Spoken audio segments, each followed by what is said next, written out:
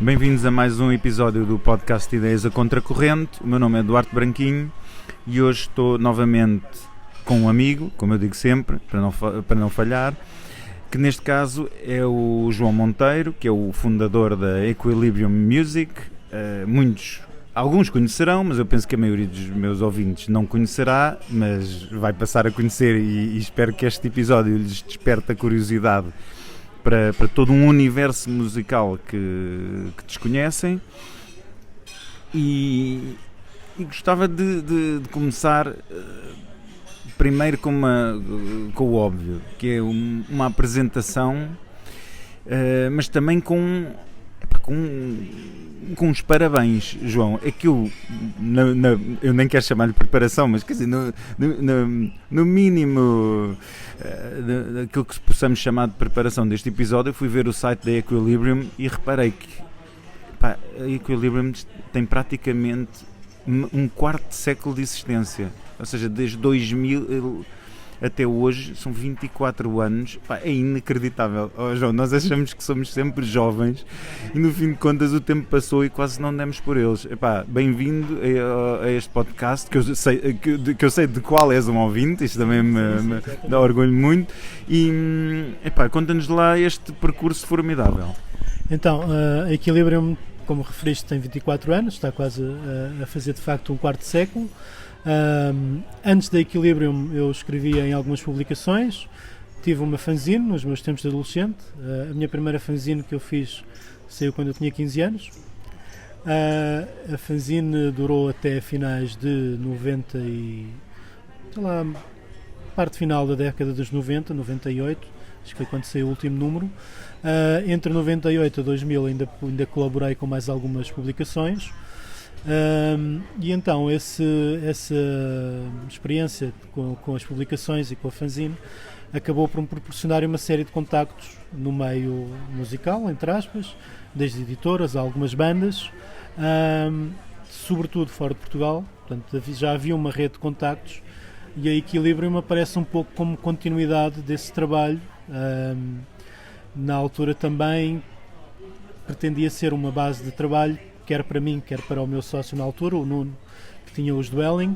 Eu na altura também tinha um projeto musical que acabou por nunca se ingrar, mas a Equilibrium efetivamente consolidou-se, e foram 24 anos, já houve várias alterações entretanto. Já de alguns anos esta parte acabo por ser eu a única pessoa envolvida na Equilibrium a tempo inteiro. Também se tornou aquilo que inicialmente começou como um hobby, embora já com algumas ambições, conseguiu tornar-se um modo de vida e neste momento é a minha ocupação praticamente a tempo inteiro.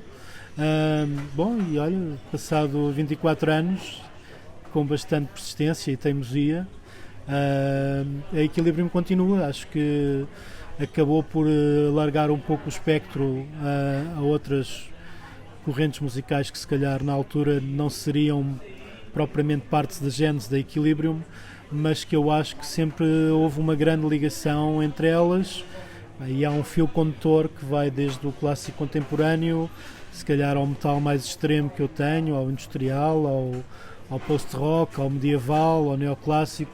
Há aqui toda uma panóplia de géneros, mas que ao mesmo tempo que eu acho que se consegue traçar uma linha condutora de uma ponta à outra e perceber que há uma coerência, por muito que às vezes não seja muito óbvio, e que se vai consolidando e que se vai alargando também, espero eu, que sem se perder demasiado a identidade. Olha, a propósito de músicas e desse alargar do espectro musical, não resisto a contar aqui a história de como nos conhecemos, porque é curioso, porque eu, através até de um grande amigo meu francês, conheci uma banda chamada VNV Nation, que é uma música eletrónica, um estilo que a pessoa também vai crescendo, não é? E na nossa adolescência, em especial para a nossa geração, claro, havia muito aquele preconceito. A música eletrónica, não é? E aquele preconceito musical, não é? Eu sou não sei o quê, não é? A pessoa era o estilo de música que eu via. E eu ouvi VNV Nation, gostei, e gostei também da estética, tudo isso, e depois gostei de outra coisa incrível, que foi uma versão sinfónica que eles fizeram, que depois cheguei até a ver na Alemanha com a minha mulher, fomos a esse concerto e que foi extraordinário. E aliás falámos até com um dos membros da banda, pá, foi curiosíssimo. Mas eu, à procura na internet, obviamente, onde é que vou arranjar música desta, um álbum destes, dou de caras com a Equilibrium Music, pá, que eu ao início nem percebi que se tratava de uma editora portuguesa, e de repente vejo Portugal, mas isto é uma coisa, nem estou a acreditar, mas isto é português, pá, e falo com o nosso grande amigo, que infelizmente já não está, quer dizer, está connosco sempre, mas já não está entre nós, o João Veríssimo, e ele disse-me, claro, isso que o livro é do João, então, e eu disse, pá, claro, tu tinhas que conhecer, e foi assim que nos conhecemos, e foi porreiríssimo. Eu fiquei logo espantado como é que tinhas feito uma empresa e conseguias viver apenas de vender discos, o que hoje não deixa de ser incrível em Portugal, e falaste-me até de uma abertura para o mercado internacional. Mas confirma uma coisa, de início foi exatamente esse mercado internacional que te aguentou. Foi. No início, quando nós começámos a Equilibrium, já havia uma rede de outras editoras semelhantes à Equilibrium, um pouco por todo o mundo. Boa parte delas eu já estava em contacto com elas, graças ao meu passado na dita imprensa especializada, e então havia uma cultura ainda, em alguns casos mais profissional, outro numa perspectiva mais amadora, de trocarmos as edições entre nós. Portanto, eu trazia para Portugal as edições dessas editoras estrangeiras, e eles, por sua vez, recebiam as minhas e divulgavam-nas nos países deles. E vendiam-nos nos países deles. Havia também uma rede de publicações, que ia desde publicações em papel a quase algumas outras, alguns projetos que eram quase livros que eram publicados anualmente. Havia algumas rádios também, quase programas de autor. Já começavam a haver algumas webzines especializadas.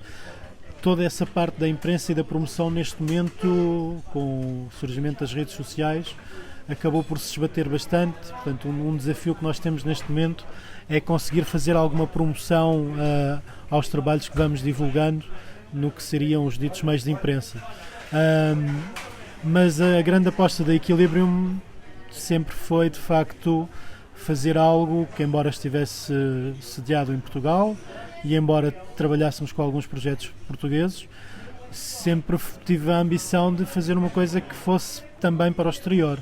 E então acabámos por construir a nossa imagem e a nossa seleção também, já tendo isso em vista, embora, claro, encontrávamos também algum público, mas não sejam os nossos amigos próximos na altura, que também ouviam o mesmo tipo de música que nós, e foram, obviamente, o arranque fundamental para conseguirmos alguma sustentabilidade inicialmente. Mas sim, aliás, ainda hoje é o caso. O site foi desenvolvido por mim, já está a precisar de ser refeito, mas na altura em que foi criado havia a pretensão de ter uma versão em português do site, que acabou por nunca se concretizar, porque efetivamente o site cresceu bastante e é um pequeno monstro neste momento, e toda a parte de rearranjá-lo para português seria um projeto que iria tomar bastante tempo e que neste momento não pode ser uma prioridade para mim. Mas sempre tive uma abordagem sobretudo virada para o exterior, pelo menos em termos de mercado. A Equilibrium, quando surge no final dos anos 90, inícios de 2000, também surge numa altura em que o próprio comércio eletrónico está praticamente a arrancar, e acho que foi isso que nos permitiu também vingar logo na altura. Acho que se tivéssemos aparecido 1 ou 2 anos antes ou 1 ou 2 anos depois, teria sido bem mais difícil implantarmos, porque entretanto já começava a haver outros projetos semelhantes fora de Portugal, e aí acabávamos por não ter a vantagem de ter uma plataforma de venda online que fosse internacional, porque essa oferta passava a haver noutros países também. Portanto, escusado será dizer que se calhar na altura Portugal não seria um país particularmente competitivo para alguém que compra discos. Sei lá, tu és um finlandês que pretende comprar um disco qualquer. obviamente mais depressa se calhar vais mandar vir da Alemanha do que propriamente de Portugal, portanto não seria uma escolha óbvia para um cliente que não fosse português fazer um pedido a uma editora portuguesa.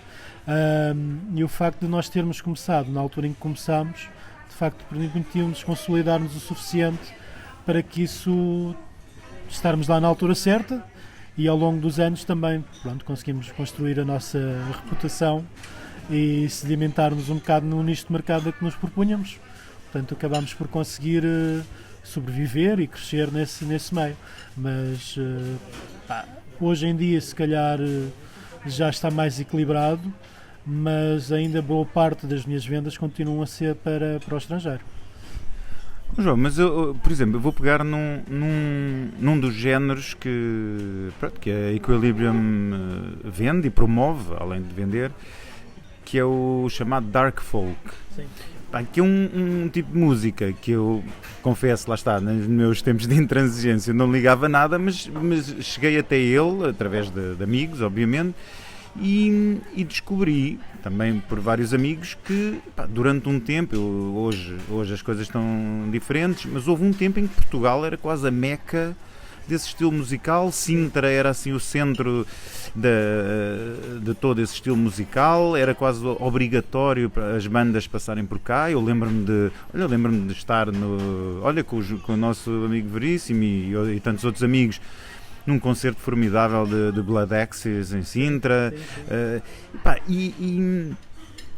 E é curioso que aqui afinal Portugal então estava, porque nós associamos sempre, sei lá, muitas coisas em relação a coisas mais de metal, os nórdicos, até a Alemanha, muitas vezes o leste e tudo, mas por exemplo nesse campo musical Portugal era assim, dava cartas, como se diz, não é? Sim, havia um trabalho muito interessante, que era dinamizado quer pelo João que já referiste, quer pelo Rui Carvalheira, quer pelo Maurício também, pela Maria João, pessoal que ali da zona de Sintra, que tinham muito gosto neste meio e que acabavam por convidar várias bandas a vir cá.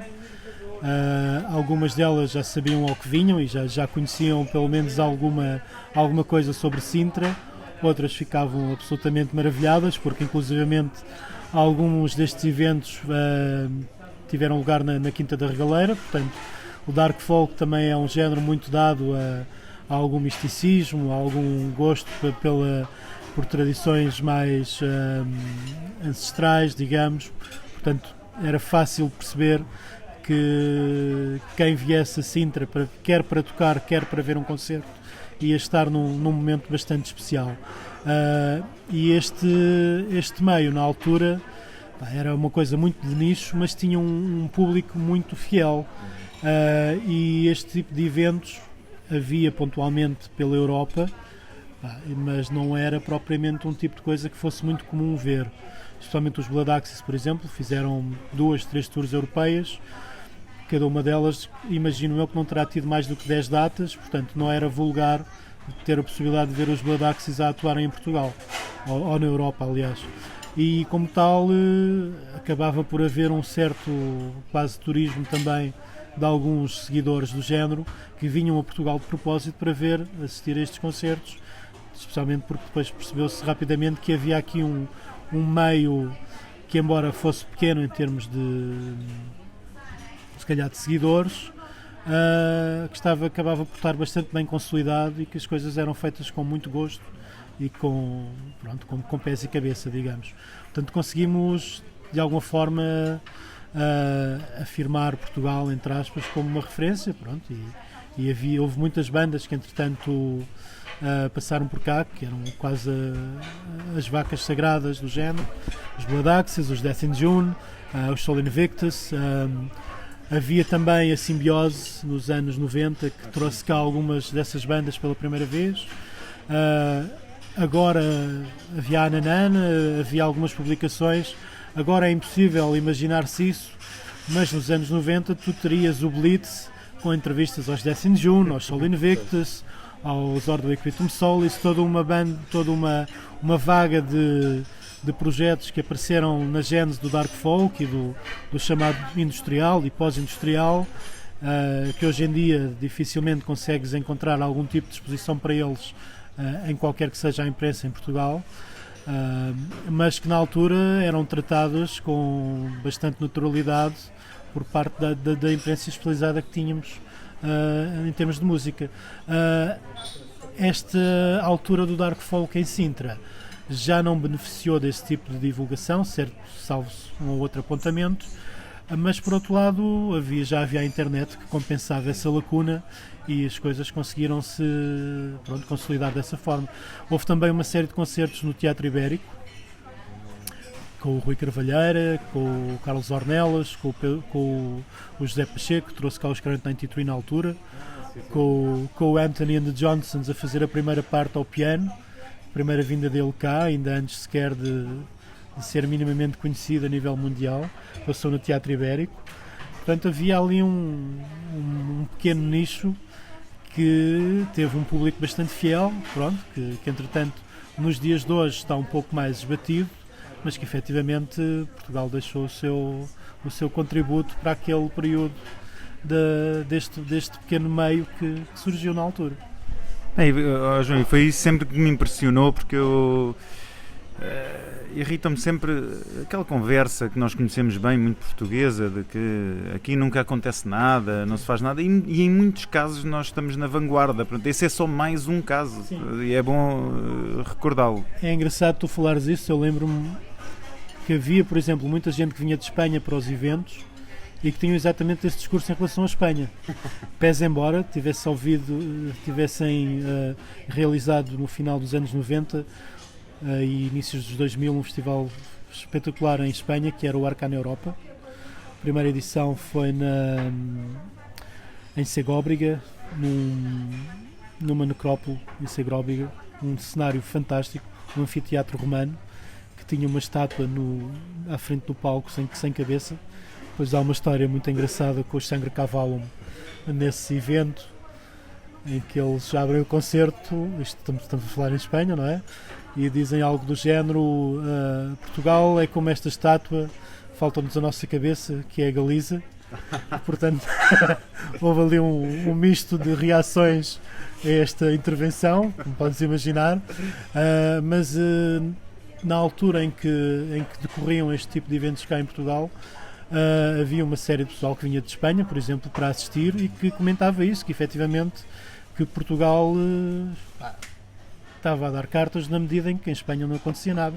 Isso até há bem pouco tempo mantinha-se assim, porque entretanto temos em Leiria o Entre Muralhas, que acabou por dar alguma continuidade a este tipo de festivais e que também dava algum destaque a este género musical.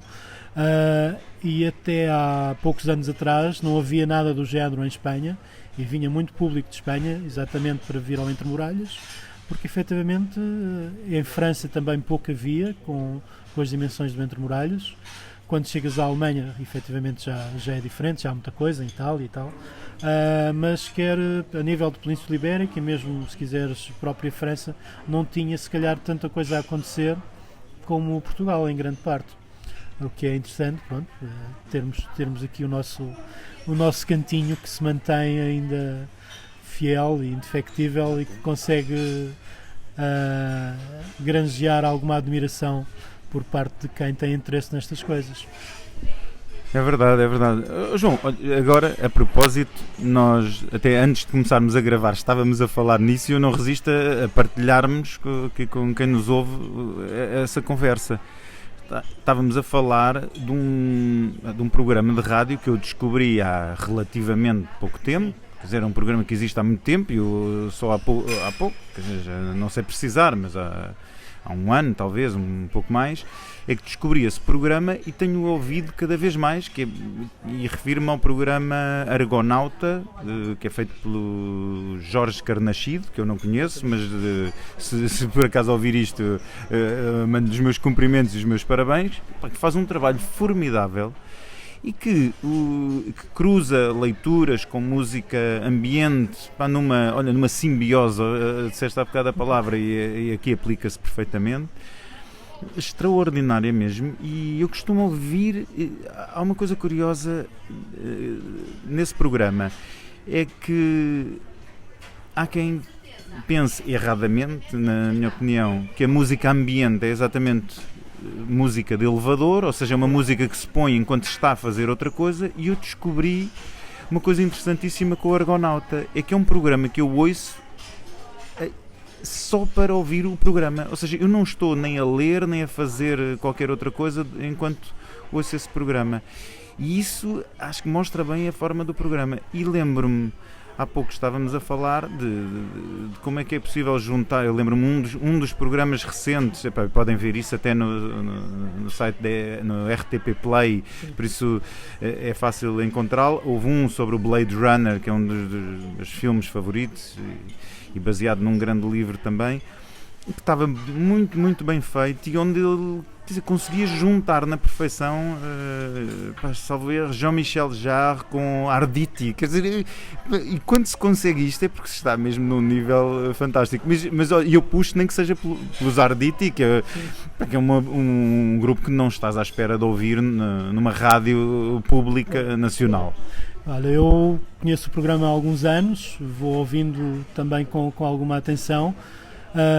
A primeira vez que o apanhei terá sido numa viagem à noite a voltar do Porto ou algo do género. Ainda não tive o prazer de conhecer o Jorge Carnaxide pessoalmente, já falámos numa outra ocasião. E para mim foi uma enorme surpresa, não só pela seleção musical, como por todo o trabalho que ele faz episódio a episódio, a construir toda uma narrativa. Aquilo acaba por ser quase uma peça radiofónica, como eu imagino que existia há muitos anos atrás, mas que hoje em dia não tens de todo. Portanto, aquilo, sendo um programa de autor, é muito mais do que isso, porque percebe-se que há ali um fio condutor entre os vários programas, e cada programa a programa, em que há um tema que é muito bem construído, quer através da parte musical, quer através da seleção de textos que o próprio Jorge faz, e que tem uma complexidade e uma qualidade inacreditável. Por outro lado, dá-me alguma esperança naquilo que é o serviço público, e espero que assim se mantenha. Não consigo imaginar que tipo de audiência é que terá ou não, porque lá está, uma coisa completamente contracorrente e muito pouco óbvia em relação àquilo que é, pronto, o habitual na rádio hoje em dia. Ok, está na Antena 2, que tem essa quase obrigação de se destacar, mais que não seja pela qualidade, mas não é nada expectável nós termos um programa com aquela qualidade e com aquele nível de detalhe a que o Jorge consegue trazer a cada edição, e com uma seleção perfeitamente fora do óbvio, que passa pelos Arditi e por várias outras coisas que fazem parte do catálogo da Equilibrium e que se calhar dificilmente encontras noutras lojas que não sejam da especialidade, mas que o Jorge consegue trazê-las, lá está, para algo como a Antena 2 e criar ali uma paisagem sonora e uma narrativa à volta daquilo, com resultados absolutamente fenomenais, depois indo buscar coisas bastante mais óbvias, não é? O Jean-Michel Jarre passa muita coisa do Cancioneiro Nacional, também em outros programas com outro tipo de temáticas, mas há de facto, e também é um bocado um testemunho em como, passando desde a música medieval se calhar ao pós-industrial dos Arditi, tu consegues ter uma linha condutora e consegues encontrar ali algum sentido e alguma afinidade estética ou espiritual, se quiseres entrar por aí também, que se perpetua através deste tipo de música, que é tudo menos aquilo que tu ouves no teu dia-a-dia na rádio e no entretenimento, ao fim e ao cabo. É mesmo, e ele consegue aquilo que, pronto, aquilo a que vários autores chamaram uma obra de arte total, e isso é formidável e é incrível. Bem, João, já estamos aqui na fase final deste episódio, E como bem sabes, não é preciso lembrar-te, eu pergunto sempre ao meu convidado que livro ou filme viu recentemente, ou está a pensar em ver, ou que quer falar. Olha, quero ver a segunda parte do Dune. Gostei bastante da primeira, da adaptação que fizeram. Estou com algum receio de ver a segunda. Não, calculo que se calhar não acho tanta piada. Não estou à espera que seja particularmente fiel ao livro, mas gosto da grandiosidade visual daquilo. Em termos de livros, tenho andado a ler algumas coisas do Douglas Murray, que são bastante, como dizer, contemporâneas para aquilo que nós estamos a viver, inclusivamente em Portugal. Estou a ler o Strange Death of Europe, que eu acho que chegou a ser editado em Portugal, não sei se há mais coisas dele publicadas cá. Pronto, quem conhecer a obra dele provavelmente perceberá porque é que eu digo isto. Quem não perceber, se calhar vale a pena olhar para ela e perceber. E também tenho algumas coisas mais recentes do Oberton, de quem às vezes falamos, para ler. Lembro-me que uma das nossas primeiras conversas foi acerca do L'Orange Mécanique. Entretanto tenho, creio que é o Jihad, não sei se é dele também. O Guerrilla. Também o tenho lá para ler. E ao longo dos últimos anos tenho acabado por me interessar um pouco mais por este tipo de autores. Também muitos deles a contracorrente, mas que ao mesmo tempo, especialmente no caso do Douglas Murray, acaba por ser quase uma bola de cristal para aquilo que aconteceu em Inglaterra e que provavelmente corremos o risco de se vir a repetir um pouco por outros países, sem que se tenha aprendido muito ou sequer discutido o que é que está na gênese do que se vem passando. Portanto, são essas as minhas referências neste momento em termos de leitura para já. João, é curioso em relação ao Douglas Murray que o livro dele, The Strange Death of Europe, eu comprei-o em Londres numa coincidência inacreditável, porque estava de férias com a minha mulher em Londres nesse fim de semana e até foi ela que viu esse livro em destaque na Waterstones e curiosamente foi o fim de semana dos ataques em Borough Market. Okay. Por isso, bem, há aqui. Bem, eu em relação ao Murray gosto, acho que as pessoas devem lê-lo, até acho que ele acerta no diagnóstico, não acerta é na receita. Isso, pronto, quem lerá sim. E quem me conhece sabe do que estou a falar. Em relação à estranha morte da Europa, como foi traduzido cá, há uma curiosidade, é que o livro chama-se The Strange Death of Europe, Islam, Immigration and Identity, e em Portugal Islão foi traduzido por religião. Não sei. Bom, não sei qual foi, não sei o que é que aconteceu com o editor tradutor, mas tenho a edição original, não fazia ideia que tinha havido essa adaptação a Portugal. Se calhar na altura em que o livro sai fará sentido, porque acho que a questão do Islão na altura em Portugal não era propriamente uma coisa muito falada.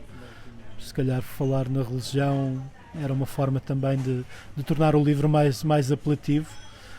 Mas sim, a questão do islâmico é para o Douglas uma questão bastante pertinente em toda a narrativa que ele tem no livro. Mas não conhecia esse pequeno detalhe. Vamos esperar que tenha sido só uma adaptação. Outra coisa curiosa foi em relação ao Laurent Oberton.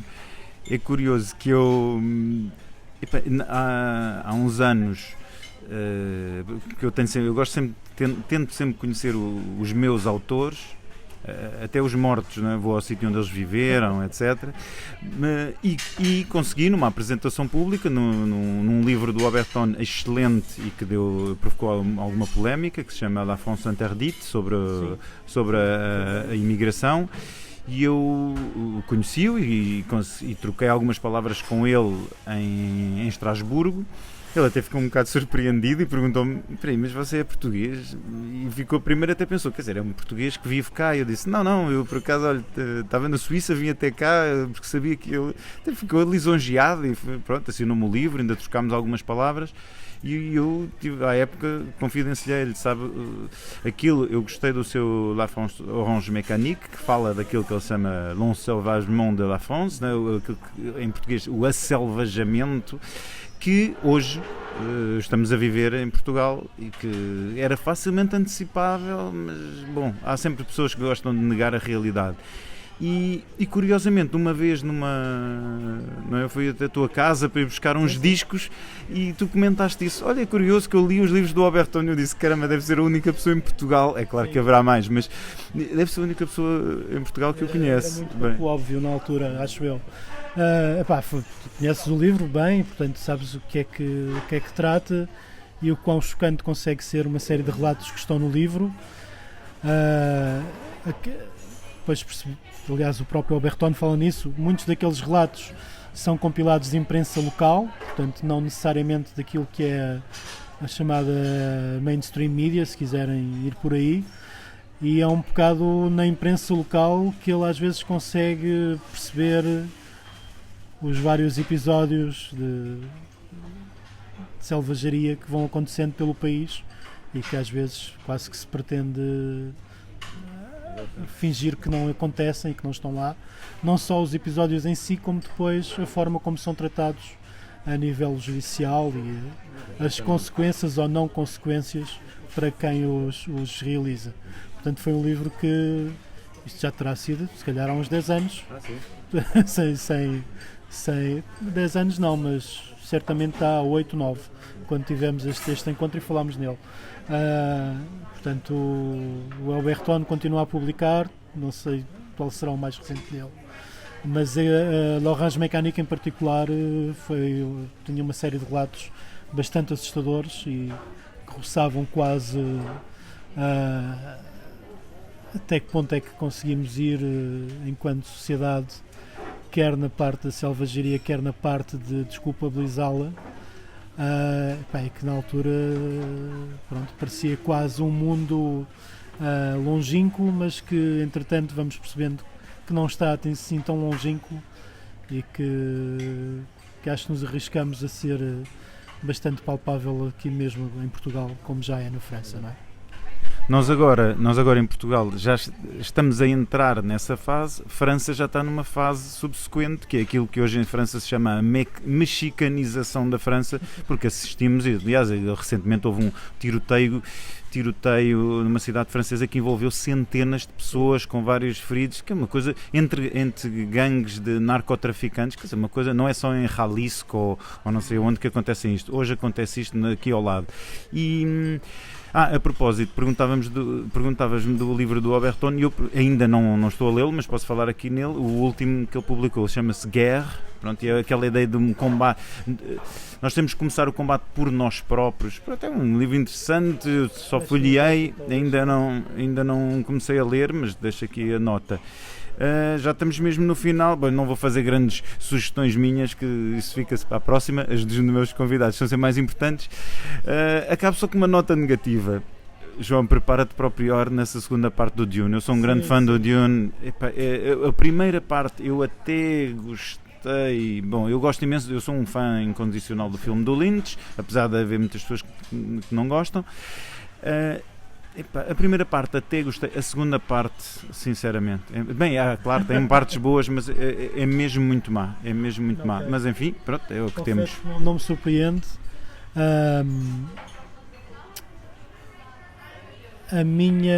O meu interesse no Dune é sobretudo pelo visual da coisa e pelo universo visual que é recriado, porque infelizmente também já estou habituado à ideia de que fazer uma série de concessões àquilo que são as obras originais, quando temos umas adaptações aos dias de hoje, seja do que for, portanto, não me surpreenderá, embora fique, claro, um pouco triste, mas acho que é a espuma dos dias, não é?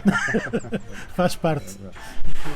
Bem, João, muito obrigado. Olha, E com esta ótima conversa chegamos ao fim de mais um episódio do podcast de Ideias a Contracorrente. O meu nome é Eduardo Branquinho e já sabem, eu tenho que fazer sempre este pedido / anúncio. Não se esqueçam de seguir o canal YouTube de Ideias a Contracorrente. Há também noutras plataformas, Spotify, Facebook, Telegram. Já sabem, até ao próximo episódio.